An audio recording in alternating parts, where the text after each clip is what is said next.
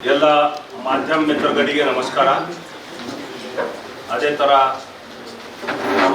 ಬೀದರ್ ಲೋಕಸಭಾ ಕ್ಷೇತ್ರದ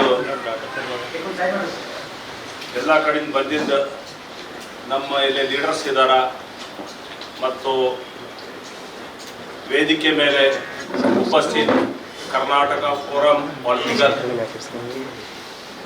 ಅಧ್ಯಕ್ಷರು ಸದಸ್ಯರು ಎಲ್ಲರಿಗೆ ನಮಸ್ಕಾರ, ಸಲಾಂ. ಇವತ್ತು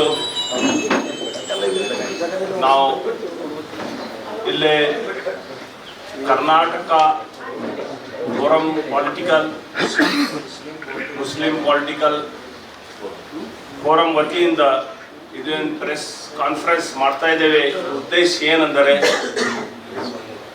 ಸುಮಾರು ವರ್ಷಗಳಿಂದ ನೋಡ್ತಾ ಇದ್ದೇವೆ ನಾವು ಬೀದರ್ ಜಿಲ್ಲೆ ನಮ್ಮ ಕರ್ನಾಟಕದಲ್ಲಿ ಹಿಂದುಳಿದ ಜಿಲ್ಲೆ.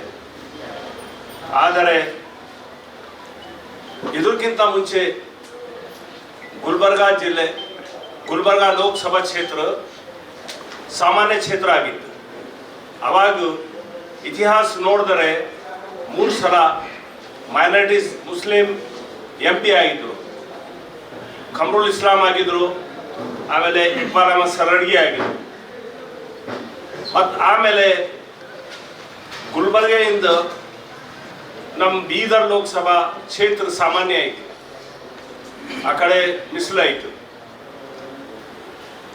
ಆದರೆ ನಮ್ಮ ಬೀದರ್ ಲೋಕಸಭಾ ಕ್ಷೇತ್ರ ಅದೇ ಥರ ಇಲ್ಲೇ ಕೂಡ ಅಲ್ಪಸಂಖ್ಯಾತರಿಗೆ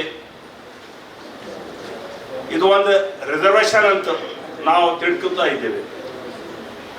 ಮತ್ತು ಬೀದರ್ ಲೋಕಸಭಾ ಕ್ಷೇತ್ರ ಇದು 8 ತಾಲೂಕಾ ಇದರಲ್ಲಿ ಬರ್ತಿದೆ. ಮತ್ತು ಈ ಲೋಕಸಭಾ ಕ್ಷೇತ್ರ ಬೀದರ್ ಲೋಕಸಭಾ ಕ್ಷೇತ್ರದಲ್ಲಿ ಜಾತಿವಾರು ಮತದಾರ ನೋಡಿದರೆ ಮುಸ್ಲಿಂ ಮತದಾರ ಬಹಳ ಹೆಚ್ಚು ಸಂಖ್ಯೆಯಲ್ಲಿ, ಸುಮಾರು 3 ಲಕ್ಷ ಮೇಲಿದೆ. ಅದಕ್ಕೆ ನಾವು ಕಾಂಗ್ರೆಸ್ ಹೈಕಮಾಂಡ್ಗೆ ವಿನಂತಿ ಮಾಡ್ತೀವಿ, ಮನವರಿಕೆ ಮಾಡ್ತೀವಿ. ಈ ಬೀದರ್ ಜಿಲ್ಲೆಗೆ ಒಬ್ಬ ಅಲ್ಪಸಂಖ್ಯಾತರ ಮುಸ್ಲಿಂ ಅಭ್ಯರ್ಥಿಗೆ ಇಲ್ಲಿ ಲೋಕಸಭಾ ಕ್ಷೇತ್ರ ಬೀದರ್ ಲೋಕಸಭಾ ಕ್ಷೇತ್ರದ ಮುಸ್ಲಿಂ ಅಭ್ಯರ್ಥಿ ಅಂತ ಕಾಂಗ್ರೆಸ್ ಹೈಕಮಾಂಡ್ಗೆ ಮನವರಿಕೆ ಮಾಡ್ತೀವಿ, ಇಲ್ಲಿ ಟಿಕೆಟ್ ನೀಡಬೇಕಂತ. ಅದರಲ್ಲೇ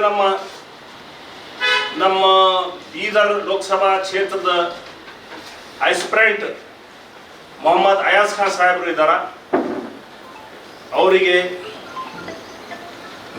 ನಮ್ಮ ಕಾಂಗ್ರೆಸ್ ಹೈಕಮಾಂಡ್ ಟಿಕೆಟ್ ಕೊಟ್ಟರೆ ನಮಗೆ ಭಾಳಷ್ಟು ಖುಷಿ ಆಗ್ತದೆ. ನಮ್ಮ ಬೀದರ್ ಲೋಕಸಭಾ ಕ್ಷೇತ್ರದ ಎಲ್ಲ ಸಮುದಾಯದ ಮತದಾರರು ಅವರಿಗೆ ಸೆಲೆಕ್ಟ್ ಮಾಡ್ತಾ ಇದ್ದಾರೆ. ಅವರಿಗೆ ಇಲ್ಲೇ ನಮ್ಮ ಜಿಲ್ಲೆಯಲ್ಲಿ ಅಭಿವೃದ್ಧಿ ಮಾಡೋದು, ಅವರಿಗೆ ಒಂದು ಅವಸರ ಕೊಡಬೇಕಂತ ನಾವು ಕಾಂಗ್ರೆಸ್ ಹೈಕಮಾಂಡ್ಗೆ ಒಂದು ಬೇಡಿಕೆ ಇಟ್ಟಿದ್ದೇವೆ ಮತ್ತು ಮನವರಿಕೆ ಮಾಡ್ತೇವೆ, ಮನವಿ ಮಾಡ್ತೇವೆ ಅಂತ ಎಲ್ಲರಿಗೂ